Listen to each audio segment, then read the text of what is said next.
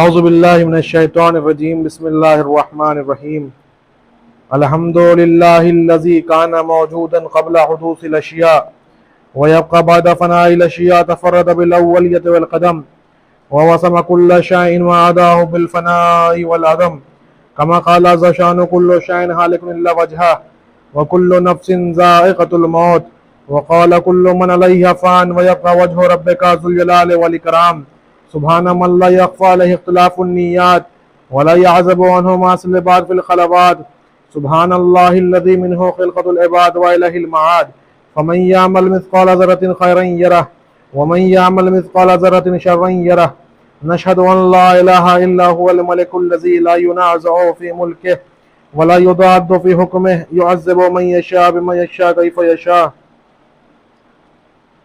वयरहमु मन यशा बिमा यशा कैफ़ यशा ताज़ीबुहुल मुसीईन अदलुन व अफ़वतुन फ़ज़लुन अशहदु अन्न मुहम्मदन सय्यिदुल मुरसलीन व खैरुल मुबश्शिरीन वल मुनज़िरीन सल्लल्लाहु अलैहि व आलिहिल हुदातिल महदीयीन मन रकिबा सफ़ीनतहुम नजा व अहतदा व मन तख़ल्लफ़ अन्हा दल्ल फ़ग़रक़ व हवा ऊसीकुम इबादल्लाहि बिल इत्तिसाम बित्तक़वा फ़इन्नहु हब्लुम मतीन व उर्वतुन व वुस्क़ा व बिमुबादरतिल मौत क़ब्ल हुलूलिहि व इदादिल अमलि सालिह क़ब्ल नुज़ूलिहि फ़इन्नहु वारिदुन वाक़िउन नाज़िलुन व इन तफ़िर्रु मिन्हु औ कुन्तुम फ़ी बुरूजिन मुशय्यदा अल्लाह अल्लाह इबादल्लाह फ़इन्न कुल्ल हय्यिन फ़िद दुन्या इला फ़ना व कुल्ल मुद्दतिन फ़ीहा इला इंतहा फ़वाजबा कैफ़ हाज़िल ग़फ़ला व इन्नमा नहनु करक़्मिन वक़ूफ़ मिन अब्नाइ सबील सयुज़रबु अलैहिम तब्लुर रहील फ़यर्तहिलून अम्मा क़लील व सफ़ाहु इला मततिल करक़दा व नहनु फ़ी दारिन बिल बलाइ महफ़ूफ़ा वबिलक़द्रि मारूफ़ा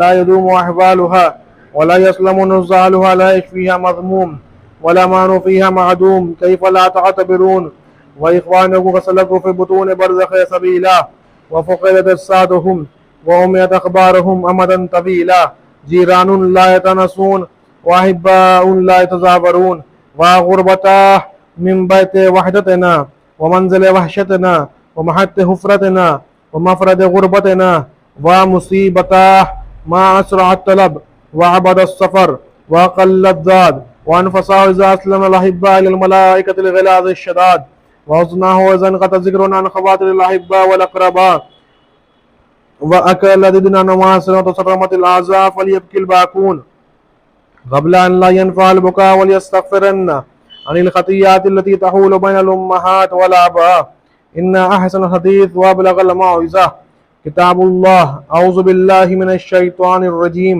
बिस्मिल्लाहिर रहमानिर रहीम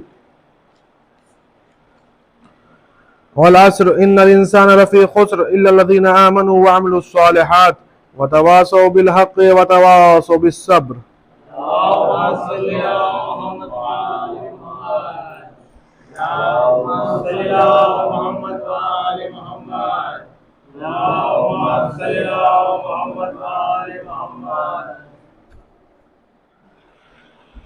औज़ु बिल्लाहि मिनश शैतानिर रजीम बिस्मिल्लाहिर रहमानिर रहीम अल्हम्दुलिल्लाहिल्लज़ी हदाना लिहाज़ा वमा कुन्ना लिनहतदिया लौला अन हदानल्लाह लक़द जाअत रुसुलु रब्बिना बिल हक़्क़ि वस्सलातु वस्सलाम व तहिय्यतु वल इकराम मौलाना व मौला थक़लैन जद्दिल हसनैन अबिल क़ासिम मुहम्मद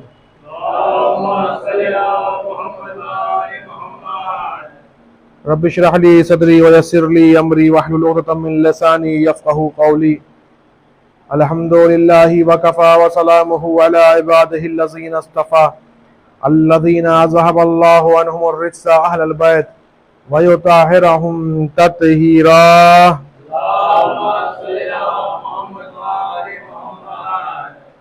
अम्मा बाद फ़क़द क़ाल अल्लाहु तआला फ़ी किताबिहिल करीम व क़ौलुहुल हक़ बिस्मिल्लाहिर रहमानिर रहीम या अय्युहल्लज़ीना आमनू इत्तक़ुल्लाह व कूनू मअस सादिक़ीन सल्लल्लाहु अलैहि मुहम्मद व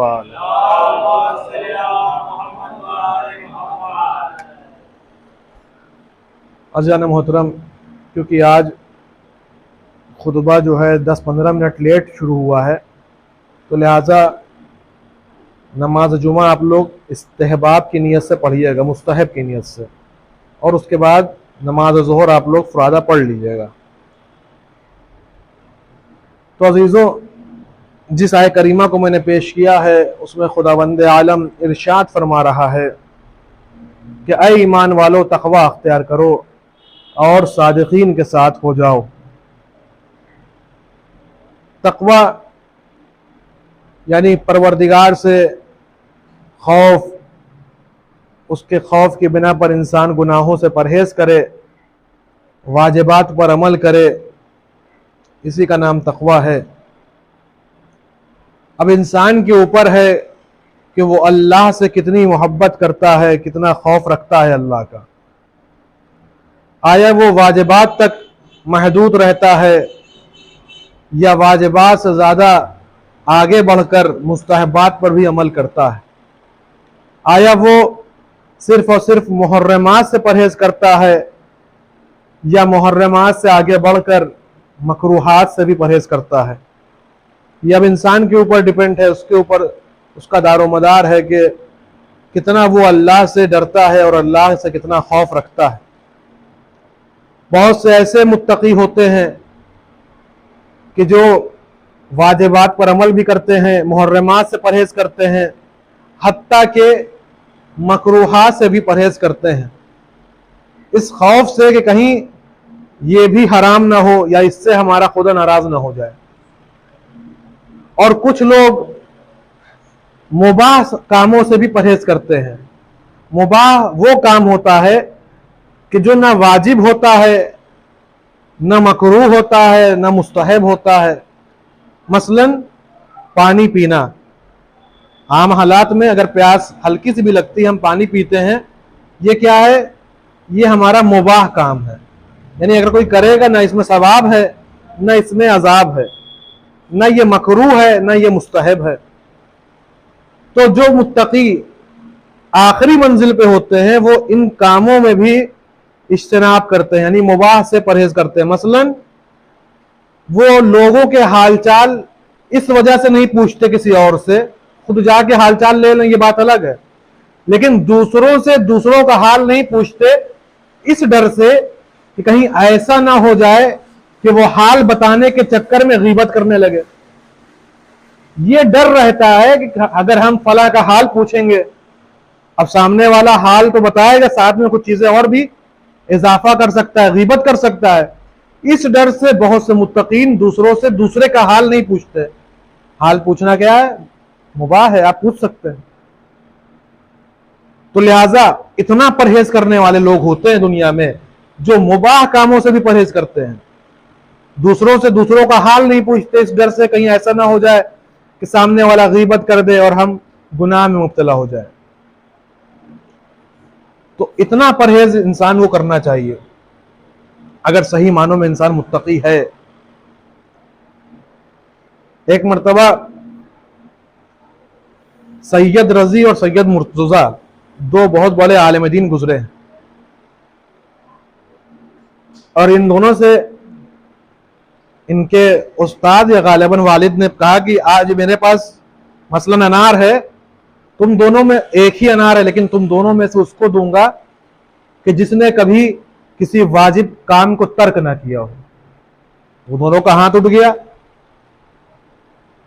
फिर कहा कि तुम दोनों में से कौन है कि जिसने कभी मुहर्रमात को अंजाम नहीं दिया। दोनों का हाथ उठ गया कि हमने कभी भी मुहर्रमात को अंजाम नहीं दिया, हराम चीजों को अंजाम नहीं दिया। कहा तुम दोनों में से कौन है कि जिसने मकरूहात को भी अंजाम नहीं दिया। दोनों का हाथ उठ गया कि हमने कभी मकरूह काम भी अंजाम नहीं दिया। मकरूह काम मसलन जैसे हम कलेजी खा लेते हैं, या दूसरे मकरूह काम मसलन वजू के बाद हम पानी को अक्सर पोंछ लिया करते हैं। इससे क्या होगा? ये क्या है? काम हमारा मकरूह है इबादत में। या दूसरे मकरूहात जो रोजे के मकरूह अमल है उसको अंजाम दे, लेकिन वो मकरूहात को भी अंजाम नहीं देते थे। दोनों इक्वल, अब वो उस फल को किसे दे?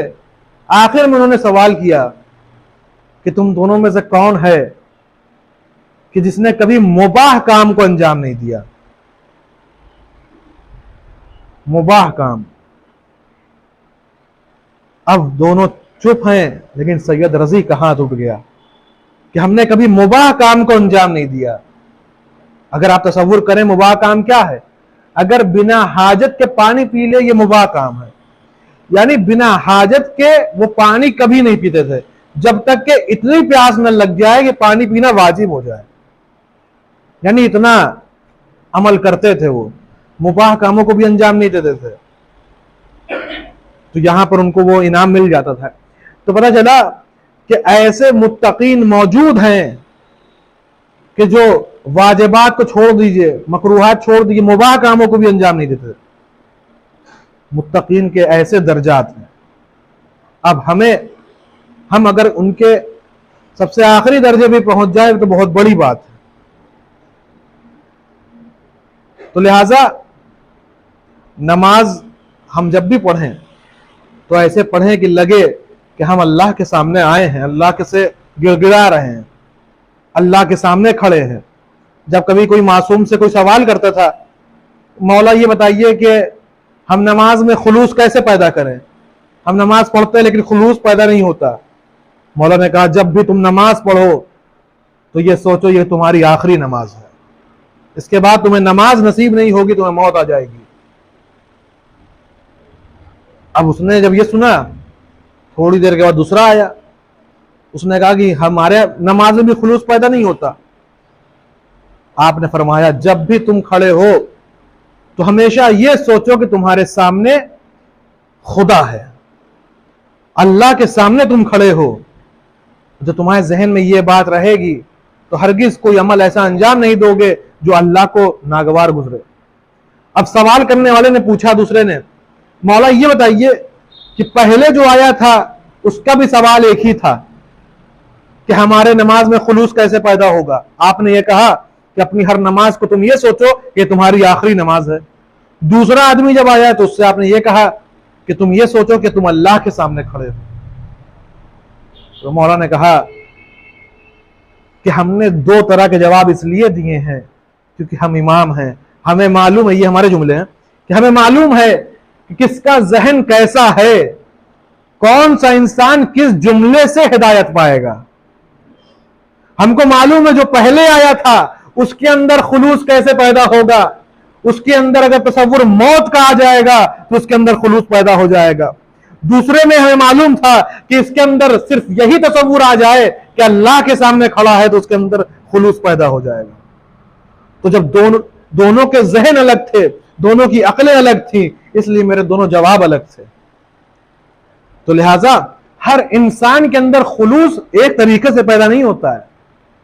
हो सकता है किसी के अंदर सिर्फ ये तसव्वुर हो कि अल्लाह के सामने खड़ा है, उसके अंदर खुलूस आ जाए। हो सकता है कोई ये सोचे कि हमारी ये आखिरी नमाज है, उसके अंदर हो सकता है तब खुलूस आ जाए। इसी तरीके से हमारे अंदर, हमारे नफ्स में वो कौन सी चीज है, हमें यह देखना है कि हमारे अंदर वो कौन सी चीज है जिससे हमारे नफ्स के अंदर खुलूस पैदा हो जाए। हो सकता है हमारे अंदर यह तसव्वुर आ जाए कि हम बहुत बड़े गुनहगार हैं, अल्लाह के सामने कैसे जाएंगे, और जब अल्लाह के सामने जाएं तो ये सोचें कि गुनाह चाहे जितना बड़ा हो, अल्लाह सबसे बड़ा है। गुनाह चाहे जैसा भी हो, अल्लाह कितना बड़ा है उसको हम सोच नहीं सकते, तसव्वुर नहीं कर सकते। कि जब वो शख्स, एक बहुत ही मशहूर वाकया आपको मालूम है कि रसूल खुदा सल्लल्लाहु अलैहि वसल्लम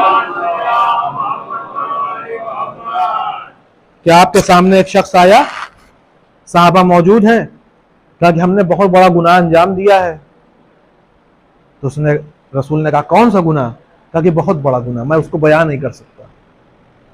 कहा इस जमीन और आसमान से बड़ा गुनाह है? कहा हाँ, इससे बड़ा गुनाह। कहा अच्छा ये बताओ, जितने मखलूकात हैं पूरी दुनिया में उससे ही बड़ा गुनाह है? कहा हाँ, उससे ही बड़ा गुनाह है। कहा ये बताओ क्या तेरा गुनाह अल्लाह से भी बड़ा है? अब यहां पर वो खामोश हो जाता है। कहा नहीं, अल्लाह से बड़ा तो मेरा गुनाह नहीं है, अल्लाह की रहमत उससे बड़ी है। कहा चलो बताओ अपना गुनाह। तो उसने बता दिया अपना गुनाह।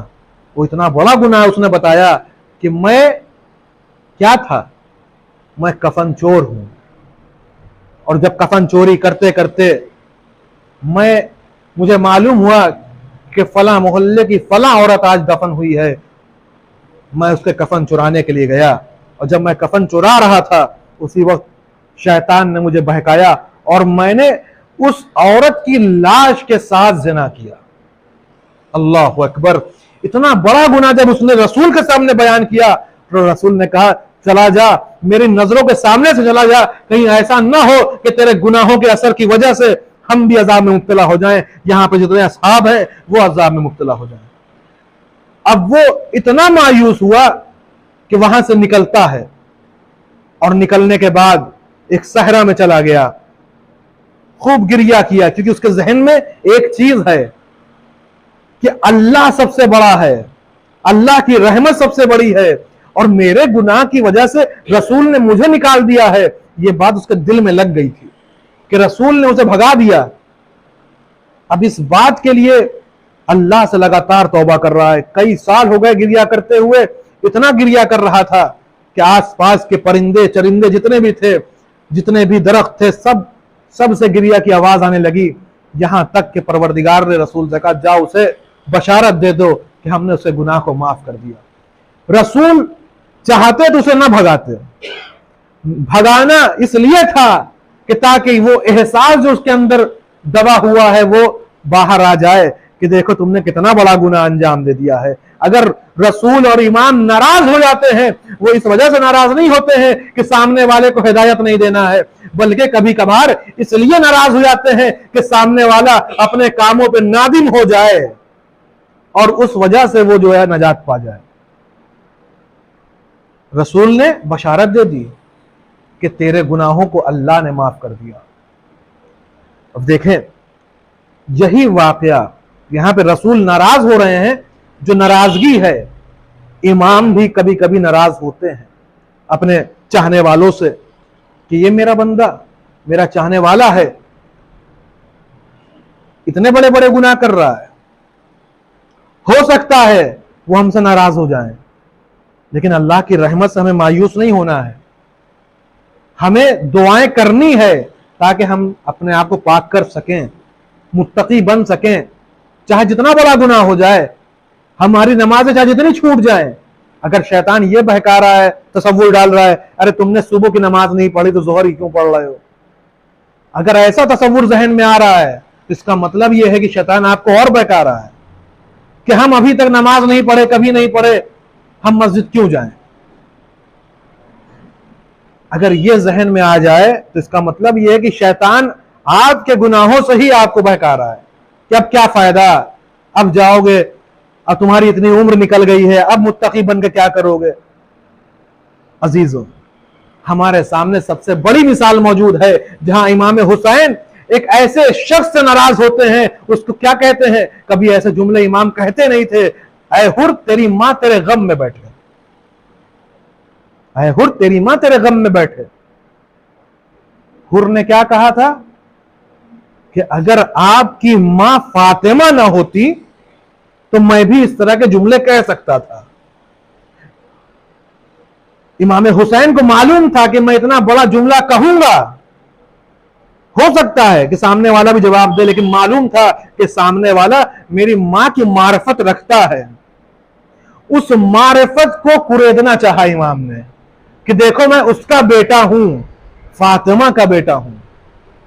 और यही मारिफत फातिमा थी कि हुर को बेचैन किए हुए थी कि मैं करूं तो करूं क्या। बार बार पूछते थे जाके कैसी जंग होगी, क्यों पूछ रहे थे, क्योंकि मारिफत फातिमा दिल में है। अजीजों, हम और आप तो हर वक्त अपने आप को शियाने हैदर कर्रार कहते हैं, हमारे अंदर मोहब्बत अली मौजूद है, मोहब्बत इमाम मौजूद है।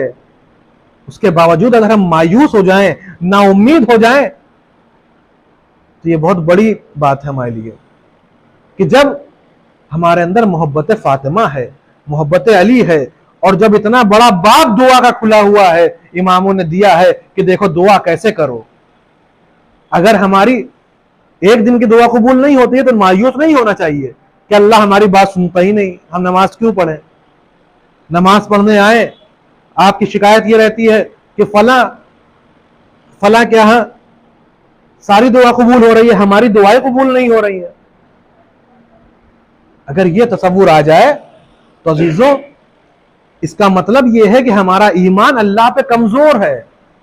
क्योंकि हम क्या कहते हैं, अल्लाह तमाम लोगों का रब है, पालने वाला है, तो हमारी जबान उसके मशीयत के आगे खुलनी नहीं चाहिए कि अल्लाह ने ऐसा क्यों कर दिया। इसका मतलब क्या है कि हम अल्लाह को इस दुनिया का चलाने वाला नहीं समझते, हम अपना मशवरा देना चाहते हैं अल्लाह को कि अल्लाह ने ऐसा क्यों कर दिया, हमको ये दे दिया, हमको औलाद नहीं दी, फलां को दे दी, अल्लाह ने हमारे साथ बहुत बुरा किया। तो इसका मतलब क्या है कि हम अल्लाह के ऊपर जो मेरा ईमान है वो कमजोर है।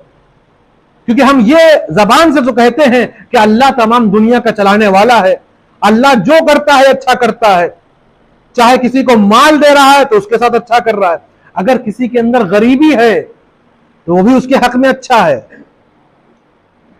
अगर कोई बीमार है तो उसके हक में अच्छा है। बाज़ रिवायतों में मिलता है कि अगर कोई मोमिन बीमार रहता है और अगर मोमिन को यह पता चल जाए कि उसके बीमारी का कितना सवाब अल्लाह ने लिखा है, तो रिवायतों के जुमले ये हैं, मासूमीन ने फरमाया अगर इंसान को यह पता चल जाए कि उसको बीमारी में कितना सवाब मिलता है तो वो कैंची उठाएगा और लोगों से कहेगा मेरे बदन को कतर दो, टुकड़े टुकड़े कर डालो। मतलब वो सवाब है मोमिन की बीमारी का।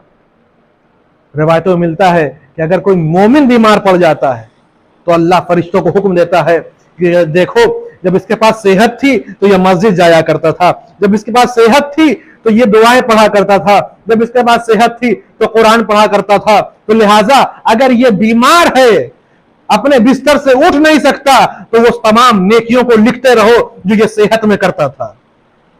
उसकी नेकियां लिखी जाती रहती हैं, फरिश्ते उसकी नेकियों को लिखते रहते हैं। क्यों? क्योंकि ये मोमिन है, ये बीमारी की वजह से अल्लाह से दूर हो गया है, अल्लाह के पास जा नहीं पा रहा है।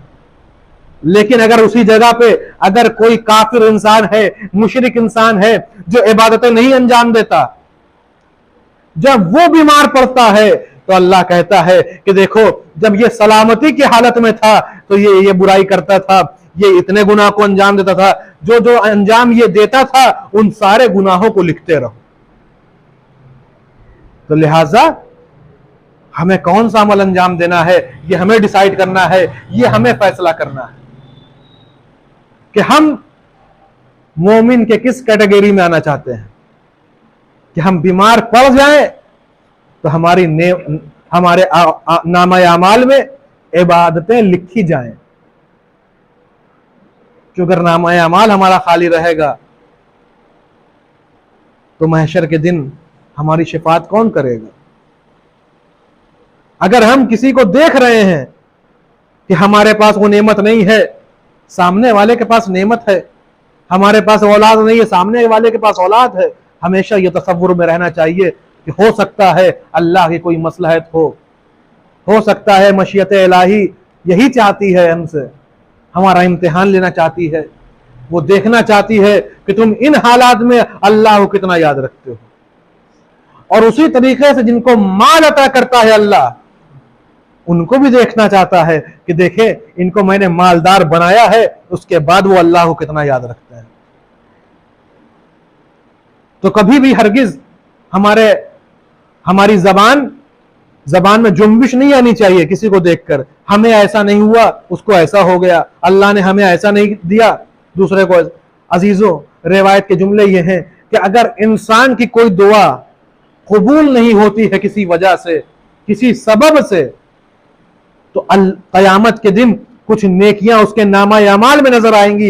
ये कहेगा है मेरे माबूद, हमने तो ये नेकियों को अंजाम नहीं दिया, ये कैसी नेकियां हैं। परवरदिगार आवाज देगा, ये वही दुआएं हैं जो तुम दुआ करते थे, लेकिन मसलहतों की बुनियाद पर हम उन दुआ को कबूल नहीं कर पाते थे। ये वो नेकियां हैं जो तुम तसव्वुर नहीं कर सकते, ये वही नेकियां। और इमाम फरमाते हैं कि अगर इंसान को पता चल जाए कि हमारी फला दुआ कबूल नहीं हो रही है, क्या मसलहत है, अगर वो मसलहत खुदावंद आलम बता दे तो उन दुआओं को करना छोड़ दे इंसान। कि अगर तुम फला दुआ मांग रहे हो, अगर हम ये पूरा कर देंगे तुम्हारे साथ ये हो जाएगा, अगर वो चीज पता चल जाए तो इंसान हरगिज वो दुआ ना करे और कहेगा बारे अल्लाह तूने बहुत अच्छा किया।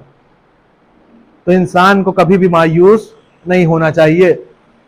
अब इंसान रोज नमाजें तो पढ़ रहा है, कभी कभी दुआ जो कबूल नहीं होती है उसमें सिर्फ मसलहत उसके पीछे नहीं रहती। कभी कभी दुआएं कबूल इसलिए भी नहीं होती क्योंकि हमारे कुछ गुनाह ऐसे होते हैं जो दुआओं को कबूल होने नहीं देते, जो दुआओं को कबूलियत के बाब तक पहुंचने नहीं देते। बहुत से गुनाह ऐसे हैं, और कुछ गुनाह तो ऐसे हैं कि आपकी दुआ तो छोड़िए, दूसरे अगर आपके लिए दुआ कर रहे हैं तो वो दुआ भी कबूल नहीं होती। कुछ गुनाह ऐसे भी हैं। मसलन पिछली मरतबा मैंने कहा था झूठी कसम खाना, यह ऐसा गुनाह है कि दूसरों की दुआएं भी उसके हक में कबूल नहीं होती। बेनमाजी रहना यह एक ऐसा गुनाह है, जानबूझ के नमाज को तर्क करने वाला, अगर कोई जानबूझ के तर्क कर रहा है उसके हक में भी दूसरों की दुआ कबूल नहीं होती। और गुनाहों की वजह से सिर्फ दुआ नहीं रुकती है, बल्कि हमारी बहुत सी नेमतें बदल जाती हैं। मसलन कभी कभार क्या होता है कि कुछ अमाउंट या कोई भी नेमत फला जगह से मिलने वाली रहती है, लेकिन एक बार की पता चला कि कोई ना कोई अड़चन आ गई, वो चीज नहीं हुई। बोनस मिलने वाला है, रुक गया। सैलरी बढ़ने वाली है, रुक गई। कोई काम होने वाला है, रुक गया। कोई जमीन अपने आप आने वाली थी, रुक गई। किसी की जमीन छिन गई। ये क्यों होता है? हमारे कुछ गुनाह ऐसे होते हैं जो नेमतों को बदल देते हैं। और ये मैं ऐसे ही नहीं कह रहा हूं, मौला कायनात ने दुआ करके ये बताया है दुआ कुमैल में, देखो जब दुआ मांगो तो इस तरीके से मांगो, अल्लाहुम्मा ग़फ़िर लिया ज़ुनूबल्लती तहत कुल सम, अल्लाहुम्मा ग़फ़िर लिया ज़ुनूबल्लती तुग़य्यिरुन निअम। ऐ मेरे अल्लाह उन गुनाहों को बख्श दे जो नेमतों को बदल देते हैं।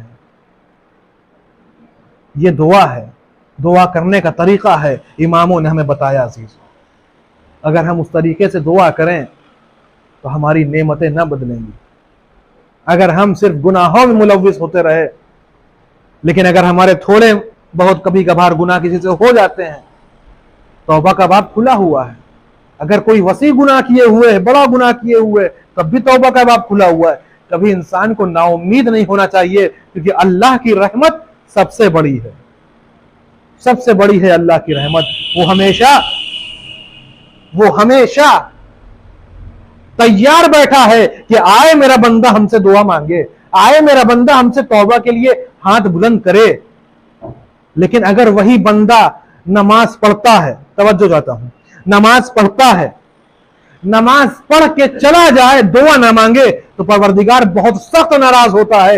ये कैसा बंदा है जिसने नमाज तो पढ़ी, हमें अल्लाह अकबर तो कहा, हमारे आगे सर तस्लीम किया, सजदा किया, रुकू किया, लेकिन उसके बावजूद बिना दुआ किए चला गया। ये कैसा बंदा है? इसका मतलब ये है कि इसके अंदर घमंड है, तकब्बुर है। ये हमें अल्लाह तो मानता है, लेकिन इस काबिल नहीं मानता कि वो हमसे दुआ मांगे।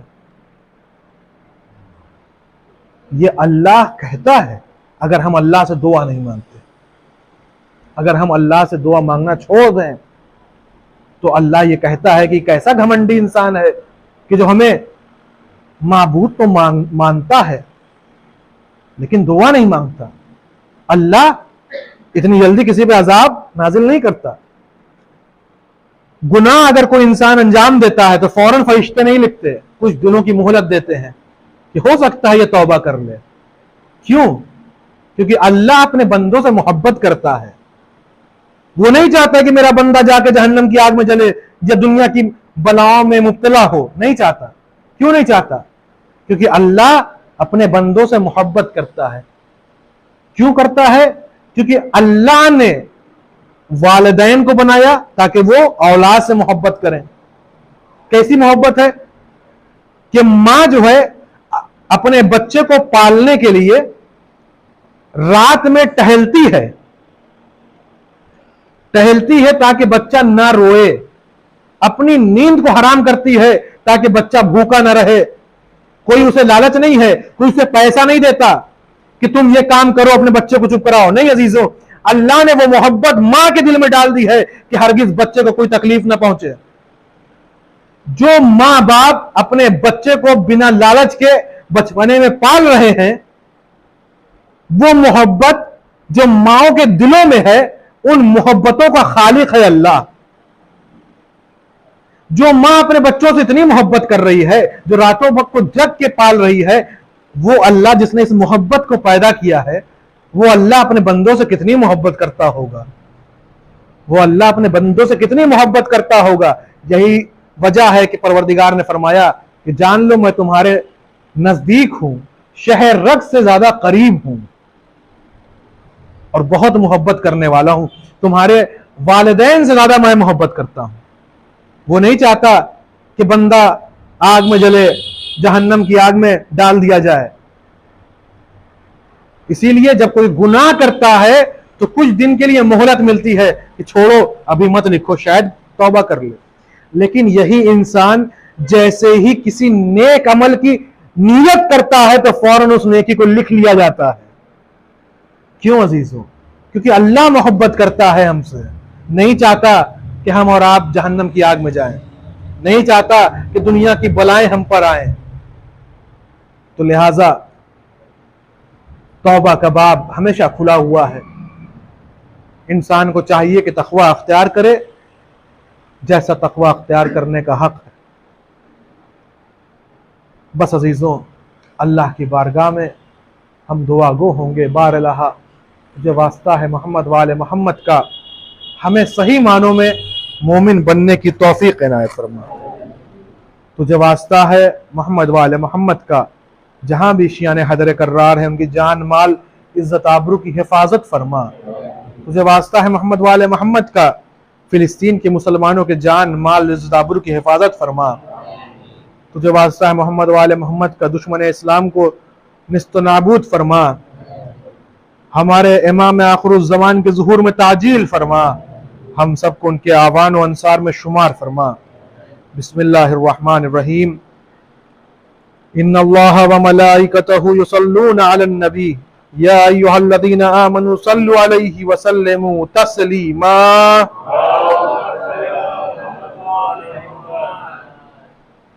अल्लाहुम्मा सल्लि अला सय्यिदिल मुरसलीन व शफीइल मुज़निबीन नबियना मुहम्मद सल्लल्लाहु अलैहि व आलिहि व अला इमामिल मुस्लिमीन व क़ाइदिल गुर्रिल मुहज्जलीन अमीरिल मोमिनीन अली इब्न अबी तालिब सल्लल्लाहु अलैहि व आलिहि व अला सय्यदतिना निसाइल आलमीन व बदत खातिमिन नबीन सय्यदतिना फातिमा बिन्त रसूलिल्लाह व अलल हसनिल मुज्तबा वल हुसैन शहीद बे करबला व अली इब्न हुसैन व मोहम्मद इब्न अली व जाफर इब्न मोहम्मद व मूसा इब्न जाफर व अली इब्न मूसा व मोहम्मद इब्न अली व अली इब्न मोहम्मद वल हसन इब्न अली अलैहिमुस्सलातु वस्सलाम।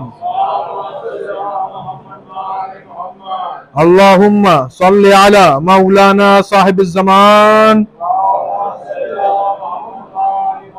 माहिया सारिल बदर तुग़यान हादिम अब्द शिरक व निफाक हासिद फुरूइल बग़य शिक़ाक़ सल्लल्लाहु व सलामुहु अलैहि व अला आबाइल किराम मुतसद रियाल वल अय्याम।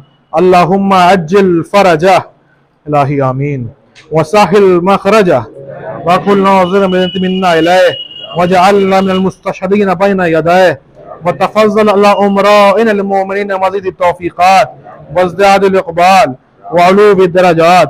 अल्लाहुम्मा फ़ल बिना मा अंत अहलु वला तफ़ल बिना मा नहनु अहलु बिजाह मुहम्मदिन व आलिहिल मासूमीन सल्लल्लाहु अलैहि अजमईन। अल्लाहुम्मा जअलना मिम्मन यज़क्करु फ़तनफ़अु ज़िक्रा إن الله يأمر بالعدل والإحسان وإيتاء ذي القربى وينهى عن الفحشاء والمنكر والبغي يعظكم لعلكم تذكرون.